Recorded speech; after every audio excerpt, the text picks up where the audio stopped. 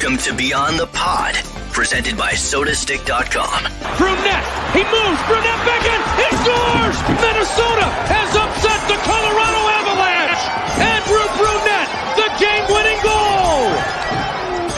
Here are your hosts, the second greatest scorer in Gopher hockey history, Pat Micheletti, and the second greatest hockey analyst on this podcast, Brandon Mileski. Hello and welcome to another episode of Beyond the Pod. It's brought to you by SodaStick.com. I'm Brandon Mileski, Pat Micheletti with me. And Pat, before we got on the podcast, I sprung you with a mystery guest. You had no idea who our guest was going to be today. I wanted to keep it a surprise for you because we are being reunited after, I don't know how many years it's been. I don't know, 5-6 years, something like that. Yeah.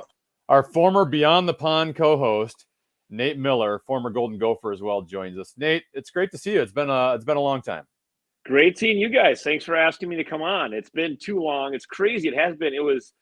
Must have been April of 16 was the last of us three on Beyond the Pond, the official. So that's, I guess closing in here in 5-6 years. And then when you left, then Brandon leaves. And so I'm all alone. Well, Nate was the one that kept me sane. So once he left, well, I know. I get that. All right, I get that. We had Jordan Leopold for a couple of years. That's right. Yeah, and we then had Leo. And then I decided, I kind of want, I got kids that are starting to get into hockey and activities, and I want to be around on Saturdays. So. Leo was worse than you, though. I mean, he used to pull in like 5-10 minutes late. You'd get there right at the bell. Right? Yeah, I was never late. It was close. I'm there an hour early. Pat meets everybody there.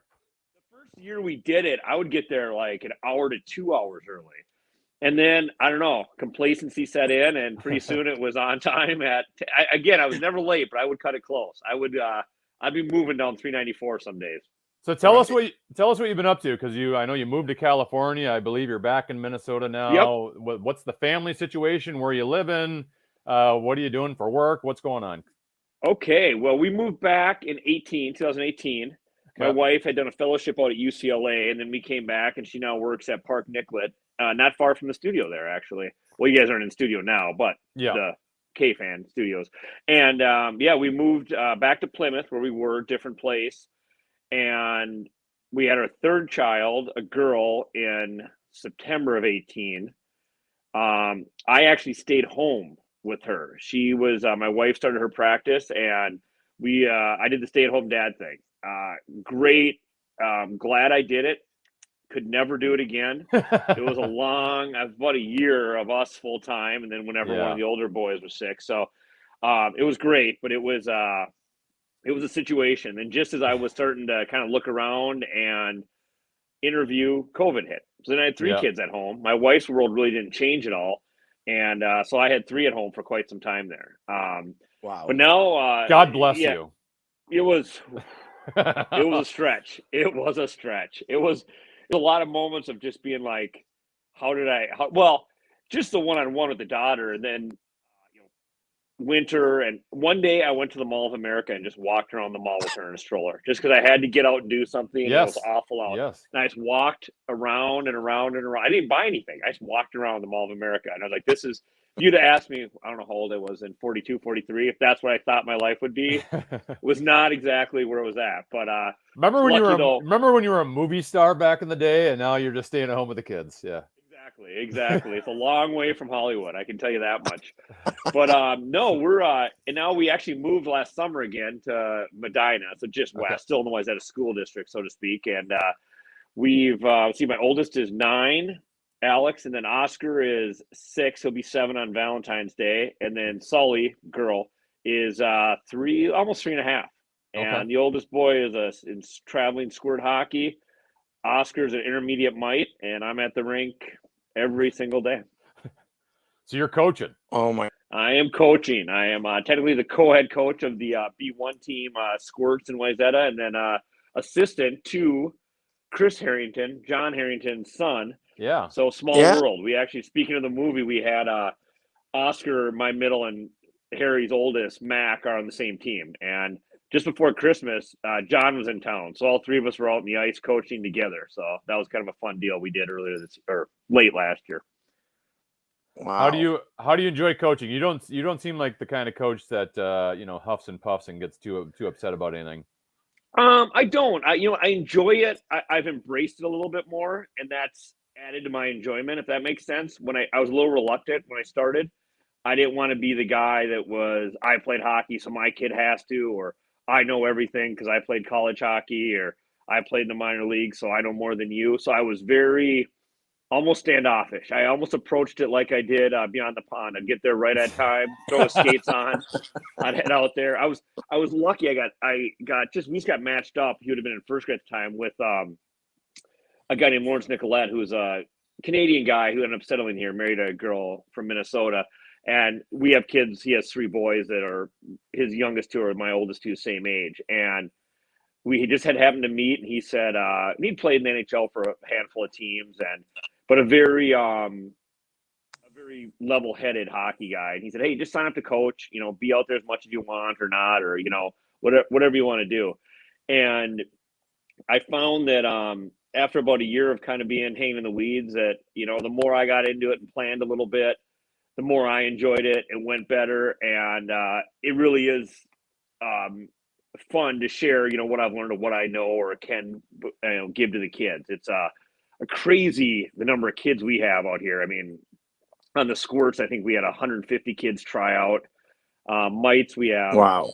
I think 12 advanced mites for second, third graders. I think we have 8 intermediate, which Oscar's at, 6 or 8 rookie mites, we call them, and then I think 4 mini mite teams. So just a ton, it's everywhere now, and that's just on the boys' side, and Yeah.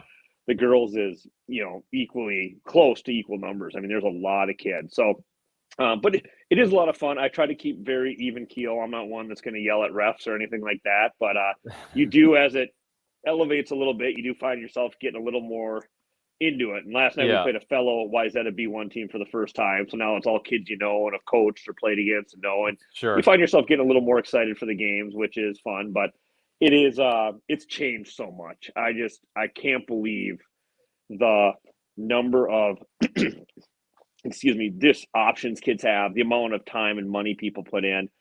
For tryouts this year, all of a sudden there were kids showing up to try out for the squirts that I had never seen. They'd either done a Minnesota made or something different than association hockey. Yep. They've been playing, I guess, and all of a sudden they're there. You're like, whoa, where'd this guy come from? And even at the squirt level, the number of kids that do a breakaway academy out here in the West Side is kind of popular, where they're skating once or twice a day as part of their curriculum in school. Wow. And so these kids are playing so much hockey. It is incredible. So I don't even know what your expectation is for where your kid is. And I guess I don't really have any. I'm not, his enjoyment is what I'm, out for, and being part of a team and learning the game, that kind of thing. But it just, people ask me questions because I played, and I try to tell them, like, I played at the park and in my association, Right. went the way up with I have no idea. And or a kid's going to try out, then he decides, no, he made this team for this club and he's gone to do that. So it's a world that I feel like a stranger in most of the time. It's funny you talk about being standoffish. I was just saying, it's funny you talking about being standoffish as a coach, because Leo, my oldest, just started mites this year, just started playing hockey the first time. So I'm an assistant coach for a mite team. And I coached for 14 years. I coached Bantams for 6 years. I coached at the high school level for 8 years. But even just going from there to mites, it's a whole different ball game. It's a whole different. It's not even comparable in terms of coaching. So I did the same thing where I'm just an assistant. I'll push some pucks around the ice. I'm not going to chip in, and I'm going to try to learn as much as I possibly can. And there's a lot to learn. Learning the basics of how to teach a kid how to do a stride, which is something I never had to do at the higher levels. Yep. So I've been just kind of in sitting back and learn mode, just like you. Yeah, and you think about, I'm going to implement this system, and then you realize, especially at the mite level, I think this is the first year I haven't been, on my hands and knees helping a kid learn how to skate, because there's kids new to the game, which is great. That's the whole idea, is to have people out there for the first time and give it a try. Yeah. But that was the part I didn't even fathom, that like you'd be in that position. And then you jump ahead to even the squirt level. Like, okay, these kids are kind of players and I look like hockey players. And then you're amazed at what they don't know. And I don't mean that to be harsh or mean. Right. It's just like they're learning the game. They're 8, 9 years old, 10 years old. And, yelling like, hey, you got to get to the wall there and, rim the puck there and cross ice dump. We can go down that story again. You're just trying to get them cross ice dump to get into the, what position they are. And you'll have a kid come off the ice and be like, where do I go? Where do I stand? And you're like, oh yeah, right. We got to teach the basics here before we get above that. But it is a fun community, and the number of, guys I run into every time I go to the rink, whether it's within Wyzetta or just different guys I play with, or like I said, I coach with Chris Harrington's out there. Nate Hagemo's got a kid the same age who's former Gopher. He helps us out in coaching, and there's a ton of guys around like that you see that's really fun. And it's different for me too now, where when I grew up, no one had really played hockey. We had a couple dads that played in high school, whatever. My dad never played; he didn't have any background, but he'd help out coaching. But and now we have guys, like I said, the guy I coached with played in the NHL. We have a lot of guys that have played some level of NHL or college, Division I, Division III. It's just everywhere. And then on the girls' side, we have a bunch of women coaching who played D1 hockey, and just the knowledge of the game and the resources these kids have is pretty amazing. And now you have to deal with parents now too, I would imagine. Yes. And so far, we haven't really gotten there yet, where I think, at the B1 level, which is, competitive, and, we're mostly first year kids, but you can feel it heating up, you can feel it where there's going to be some, and just amount, it is relation to, time and money. And that's what people, they want to return on that. And as you guys know, there's no guarantee that's going to make you into a player or get you on a team or whatever it is. But it's hard for some people to come from a world where, hey, I invested X number of hours, I deserve this, or I spent X number of dollars, I deserve this. And sorry, this kid that just showed up might be a better player, and that's how it works. So, but we've been pretty lucky. Don't we kind of walk right into it? Into the problems, 100%. And it just, how do you rectify something like that? I don't know. Yeah. You guys have to go through it. Thank God. Now I don't, but, I just, I don't know. Yeah. And I can see where, and that's kind of how I was too. I was like, hey, if I don't have to get involved in this madness, so be it. I'll be fine. I don't need to have my kid play hockey, but especially my oldest really gravitated towards it, and he's hooked. He wants to go play knee hockey every night. We got him. He got Xbox NHL for the first time for Christmas this year. He wants to play every night. He's in. He wants. Last night we got him from a game. He's like, "Hey, is there an NHL game on?" I was like, "Yeah." And I found Colorado Boston, and he was in and watching. So, and we had our first out of town tournament, and so he loves it. And all his buddies are into it, and at various levels they get together and play in the pond. And there's an A and there's a B2 and there's a couple C kids, and they're in. They don't care what team they're on. They love playing. So as long as he has that attitude and enjoys it that way, I'm kind of fine getting involved in the madness. But it is, I never dreamed. You couldn't have explained to me, 30 years ago when I was a peewee, what it would look like, down the road. It's just so different. It's unbelievable. Well, Nate, it's been 6 years since we've done Beyond the Pond together, but I want to do a little Beyond the Pond. I don't know how much you've been watching hockey, watching the NHL, watching the Minnesota Wild, but I want to get your thoughts on, because I've never heard you talk about Kirill Kaprizov or what's been going on with Bill Guerin and Dean Evison. What do you think of the current state of the Minnesota Wild? I really wish I could be doing Beyond the Pond to talk about this team. It is a transformational difference and just what it is like to watch and how much fun it is. And I've been, like everyone, like, I discovered this team, but I just can't believe after, let's see, Beyond the Pond, I think I was on for 11 years.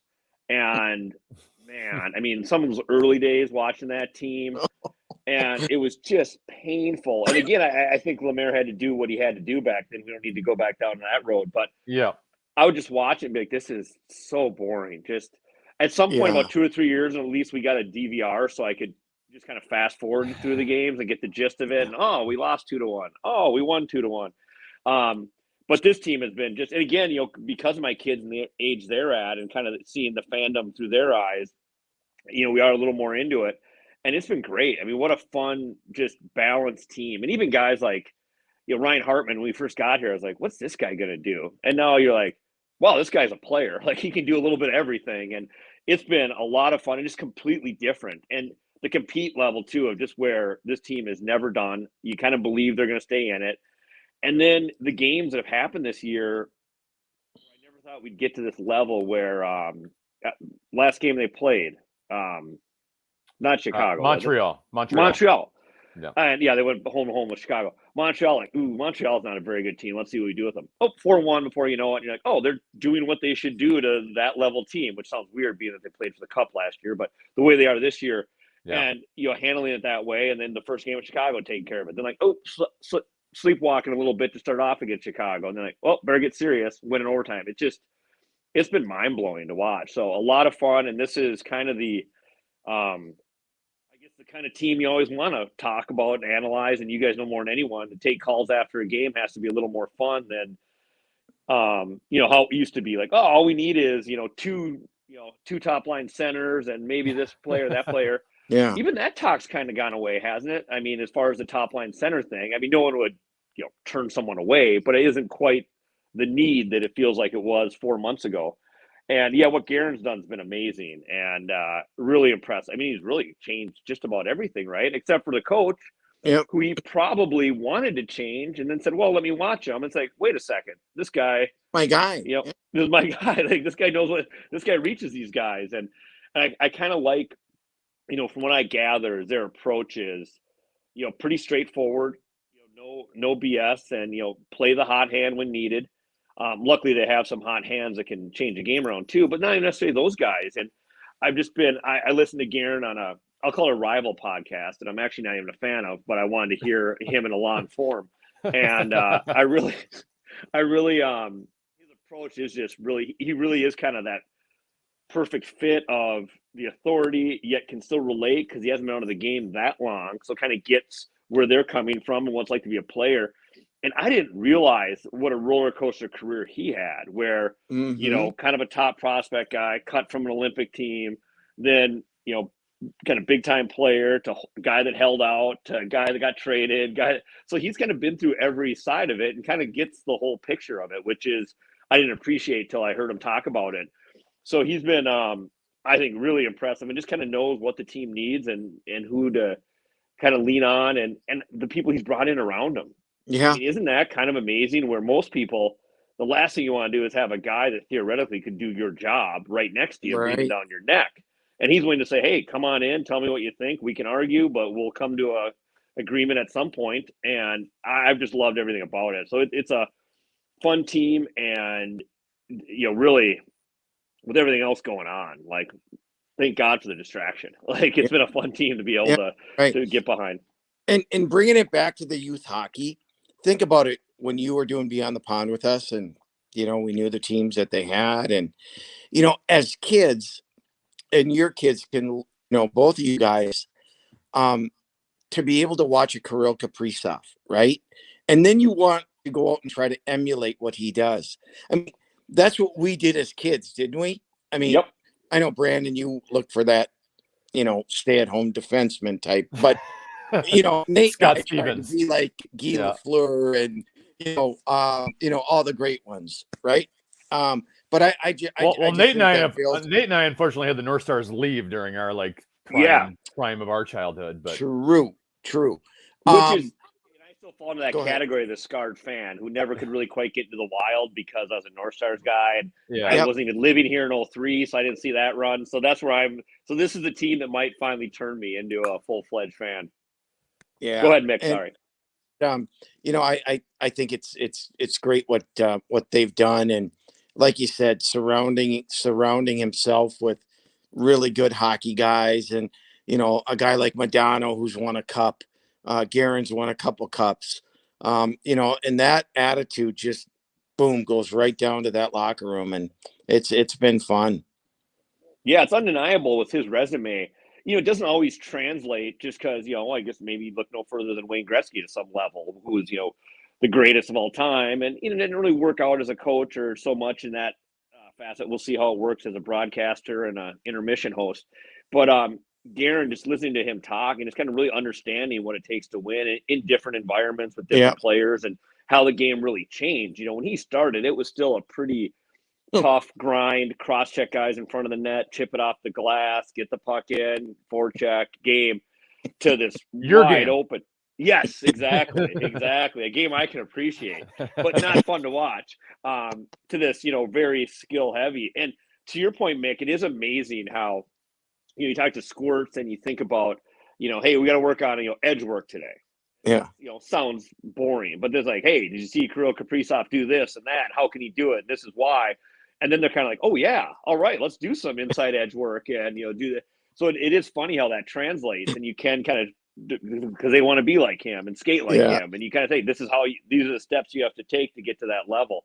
On the flip side, I curse Mike Legg for ever doing the Michigan against the Gophers, because if I have to sit in line and watch kids try to lift the puck onto their stick and turn it around, drives me nuts. There's like 2 kids on every team when I'm watching a practice, coaching a practice, who all they're doing is trying to pick the puck up and lift it. It's like, knock it off, stop it. It's not going to work. Well, Nate, it's funny too, because I think it's like the Kaprizov effect now. Like, I've seen like Instagram videos of coaches teaching their kids to skate, where their skates are literally like facing like their legs. And I was thinking to myself, I'm like, I wouldn't even know how to teach that to these kids, because there's no way I could do it. Like, I couldn't do that as an example. Like, I'm not that flexible. I would fall on my rear end. Well, that's the funny thing too that you deal with on some level, is this bizarre. These kids are watching YouTube videos and Instagram stuff and this and that, and you have the Pavel Barber out there who's, all it is fancy stick handling, and it's like trying to explain to them, no NHL player is doing that to practice. They're shooting, they're getting, quick shots off or working on redirecting the puck. But these kids see that stuff and they consume it and they think like, ooh, I want to do that. And it's like, this guy didn't, even my son's like, who did Pavel Barber play for in the NHL? I'm like, he didn't. He's just a guy that stick handles. Like, he didn't play in the NHL. Like, he does some cool stuff, and the videos are kind of fun to watch. But he didn't play in the NHL. I don't even think he played like anywhere. Like, so there is that weird thing we want, and you do want it to be fun for him and have him, try new things and do different stuff. But it's also like, we do have to play the game of hockey here too at some point. Right. All right, Pat, you can chime in on this as well, even though I know a lot of your opinions. I'm going directly to Nate. I Nate, like listening. Yeah, Nate, I'm setting up for once. Nate, are the Minnesota Wild Stanley Cup contenders? And if you think they are contenders, what do they need to add? Or maybe if they're a piece or two away, what do you think they need to add to get to that point? I think they are contenders. And I mean, hockey's, so weird that that's not going on too much of a limb. That being said, I don't remember a team that I felt was a legitimate, Stanley Cup contender in the run. I mean, the one team that won the division with maybe Brian Rolston and Pierre-Marc Bouchard, they lost in the first round to Colorado. They had a good regular season, but I never felt like, oh, they're gonna drive us. This is Cup team. Yeah. The one team that had the Blackhawks quasi on the ropes was that a 14-15-ish. Yeah, maybe? I think so. Yeah. They should have. They should have won that. There's a couple bad goals. That was Dubnik the goalie then, or. Doesn't matter. Well, no, wasn't Brizgalov there when they had the stanchion goal by Patrick Kane? Could have been. Yeah, Dubnik doesn't sound right to me in that year. But that team, I didn't think they'd win it, but I thought they could at least make some noise. Yep. This team, it does feel like they have that it factor where they do find ways to win. They get contributions up and down the lineup, and Foligno is such a perfect hybrid guy for this era's game that can really play, that also can handle business, which is still part of the game. It's not nearly the part of the game it used to be. We all know that, but there is still that, hey, you're going to take a run at Dumbo, you're going to have to answer to me. Who's that? The Boston guy who ran Kaprizov. Yeah, I know who you're talking about. Frederick. Yep. Frederick, yes, who can handle himself. But, you don't want Foligno does send that message, which is still needed, I think, to have a guy that can do it, but yet can contribute on the power play, can make plays. Then you get the interjection of a guy like Boldy. I mean, they've got, I don't know how much I would mess with this team's chemistry right now. I really believe they got, and they haven't, when's the last time they've really had the lineup in now? And did just 2 more guys go on the COVID protocol this morning? Yes. I believe. Brodin just got. Yeah. Brodin's coming back, so that's the good thing. He'll be back tomorrow maybe. Sturm is, I believe Sturm and yeah, but everyone's dealing with that. We know that, but I mean, John Merrill, that's the other one. Thank you. Yep. Yeah. Yep. And he's been solid. There's a guy where I thought, like, who's this guy? And so they get these guys who I don't know, I just don't jump off the page at me. Then you kind of watch them and you're like, oh, wait a second, he's fine. He can contribute. So I don't see a glaring thing. And maybe I'm just caught up in, again, kind of looking at his fandom. Like, I've gotten to like this group of guys. So it's hard. Where before I was ready to trade everybody for anything. There was no one I was like, oh boy, we got to hold on to him, or we need this guy to, where it's just like anything. But I don't see a glaring need. Now, the goaltending thing is a little interesting, but they've been pretty good. I don't know.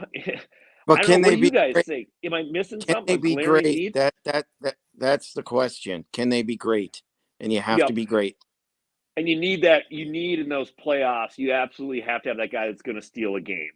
Every series where he's going to just say, like, well, we should have lost that game, but he made 33 saves and we snuck it out 2-1 in overtime, whatever it is. Yeah. I don't know. What do you guys think? Is there something I'm missing where you're saying, like, hey, here's where we have to have an upgrade, or we need one to be serious? Or what are you guys' opinions? I don't know your opinions. I want a centerman. I really do, because listen, Freddie Gaudreau is fine. He's he's a fine player. He's another guy who's been better than I thought. But if you're talking top six when you get to the playoffs, I think if they added another centerman, then you'd have Hartman, that centerman, and Eriksson Ek as your top three. That's really difficult. You got to be strong up the middle. I think their D are fine with their depth. Yeah. And listen, I wouldn't mind adding a goaltender if, Brandon, you can expound on that a little bit, because you brought up a good point a couple podcasts ago about who might be available. But that experienced guy who can steal a game for you. I think if they can at least achieve one of the three, that would give me a little bit more confidence that they can make a run. Well, and I think, Nate, I think you're in line a lot with how I'm thinking, that I don't think we're in desperate need of any one upgrade anywhere. Like, are there minor moves? There's three spots where I'm like, yeah, it'd be nice to upgrade a little bit there. You guys have already mentioned the goaltending, the center position, specifically between Boldy and Fiala. And I still, if one of our top four defensemen are out, I'm still lacking a little confidence once we're in a playoff series. But so I don't feel like we have to give up a lot. I don't feel like we're desperate to make a move in any one spot. But I'm with Pat that, I do think you can replace Gaudreau, and if you can find a top six center with Boldy and Fiala, who seem to have good chemistry together, all of a sudden you have, once you get to the playoffs, Nate, like, the opposing team's going to look at Kaprizov and Zuccarello and go, we got to shut those two down. Yeah. And you know what you're going to get out of Eriksson Ek and Foligno and Greenway. Like, they should be able to compete in any series they're in. And if you can find just that extra scoring line on those nights where Kaprizov does get shut down, because last year against Vegas, there were moments he did, and he was kind of a non-factor at times in that series. And that's going to happen because you're playing against good teams that are going to take away your best player. And it's the first taste of playoff hockey. I think that's always just a learning curve thing for those guys. But it would be nice to have that second go-to line. And I don't know how much you're willing to give up, but, the three forwards, three centers we've mentioned with Pat are – obviously, Claude Giroux, I think, is going to be gone out of Philadelphia. You're probably going to have to give up a lot to get him, and he's towards the tail end of his career a little bit and not producing like he was a couple years ago, but he's still a point producer. Thomas Hertel with San Jose is, scored over 20 goals. And we've also talked about Joe Pavelski with Dallas, but unfortunately, Dallas has started to improve now where they're in the playoff mix, because there's a bunch of guys on Dallas that I would like to pick off, and Braden Holtby from a goaltender standpoint I think could fit well here. But ultimately, if I could get a center in here, and what we said with Pat too, Nate, is their prospects, they finally loaded up the cupboard with prospects now. Yeah. You've seen what Boldy's doing. You're seeing what Duhaime and Dewar. They still have a guy in Marco Rossi in Iowa who legitimately people believe he could be a number one center in this league. They've got other prospects. They had 2 first-round picks last year. Like, they can afford to give up draft picks now without hurting their prospect pool like they did during the Fletcher era. Well, Maybe I didn't articulate it. That's kind of where I'm at as far as I wouldn't care about what we give up as much as I'd worry about disrupting what we have. Sure. You know what Yeah. I mean? In the locker room kind of thing. And those names, Pavelski, I've always, obviously I have to hate because he's a Badger, but I really admire the way he plays, and he just seems to get it done, especially in big games. And he is a guy, and he doesn't feel like a guy that, again, I'd like to sucker as a Badger, but he doesn't feel like a guy that would disrupt anything. I think he would add from a chemistry standpoint. He seems like a pro's pro leader kind of guy. Yeah. I don't know. Yeah, and I guess here's my question, and I could never know. I'm not inside, but Fiala has that undeniable talent, and when he's going, he does some amazing things. Would you guess, let's just say there was that kind of trade for, and obviously I'm not saying apples for apples here, but if they did move a Fiala because they're looking at it as we're not going to be able to sign him long term, or do you think that would disrupt things, or maybe would it make things a little? He's the one guy I guess I can't quite figure out how he fits in the team. Does that make sense? Sure. It does. You know and here's why I'm not afraid, and I don't think they are afraid to make any type of deal, worrying about disruption, because I think they finally figured out their room, and their leadership. And I think, I mean, from what we've heard from Guerin when he speaks, is like Boldy comes up, Dewar comes up. I mean, even the guys that, themselves have talked about it. Man, we're accepted. They put Boldy right on the power play. Accepted. No bitching and complaining from other guys who have already been there. So it's kind of like you're in the room, you are part of it, and whatever you can do to help us win, hallelujah. And so I don't think I don't think that would be an issue if they move to Fiala for somebody. I hope they don't move Fiala, because I think their year, based on what we're seeing right now, is their chance, because we know the next 2 years they're going to have to play a lot of younger guys. Next 3 years. More so than they are this year. That's a fact. I listen, if they involve, they're going to have to re-sign Nico Sturm, right? He's up, and he's going to want more money. And I don't think they're going to be able to afford him with what they have. It would not shock me if a lot of teams right now understand this and are looking to possibly acquire him. And, he could be that part of a chip to get the centerman that you need. And then you move Goudreau. You could move Goudreau down to the fourth line, where I think he would be perfect there. He's not a big point producer. So you're not expecting points out of him, but he's a good checker. He's responsible. He knows what he's doing. Yeah. He knows his job. And guess what? The head coach loves him and he trusts him. And you need that. So yeah. And Fiala is a rare talent. So I don't want to. I always get nervous about those guys. It's even right. Even Dumba, when there's kind of some talk, not necessarily this year, but years past. As always, obviously you could get maybe a little more for him, but he's always one of those guys that's like, there's not a lot of guys that skate that have that offensive ability. I mean, again, those guys, they don't just come along left and go. The Gaudreaus maybe come along a little more often. It's just where they fit in the team. But yeah, that's we were burned by Brent Burns too, so I think that's why people were afraid let me ask you this. That's a good point, fellas. When's the last time Minnesota's won a Stanley Cup? Never. Right. So do you really care? If you have that opportunity, and let's say they may be forced to trade Fiala this summer because the money's not going to work or whatever. Okay. And so while you have him, and while you still have the means to upgrade without losing him for this year, to give yourself, your best chance in the next, 2 to 3 years to win a cup, why not? Yeah, and that's where, and maybe this, hopefully where this organization is too, is Ryan Hartman, a guy that, by all reports kind of said, hey, I don't need to break the bank. I want to stay here. I'm comfortable. I like the guys.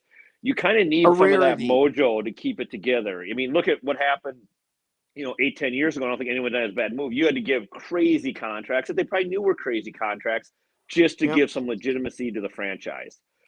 Yeah. Hopefully we're getting over that barrier. Obviously, the Stanley Cup is the ultimate, like we say, hey, we're cup winners. But now it just feels like an organization that knows exactly where they're going. They're getting character guys like that who can play, who aren't just, that legitimate and aren't just, coming back here to play.